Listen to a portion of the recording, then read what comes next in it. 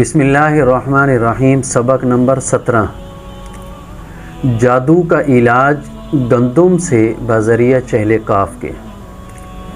گندم کے اوپر ثابت گندم لے کر اس کے اوپر 133 بار چہل کاف پڑھ کر دم کر دیں۔ 133 بار چہل کاف پڑھ کر گندم کے اوپر دم کریں گے اور اس گندم کا آٹا بنوا لیں گے چکی سے۔ اس گندم کا آٹا تیار کرا لیں گے چکی سے، اور مریض جو ہے اس آٹے کی روٹی کھائے گا تینوں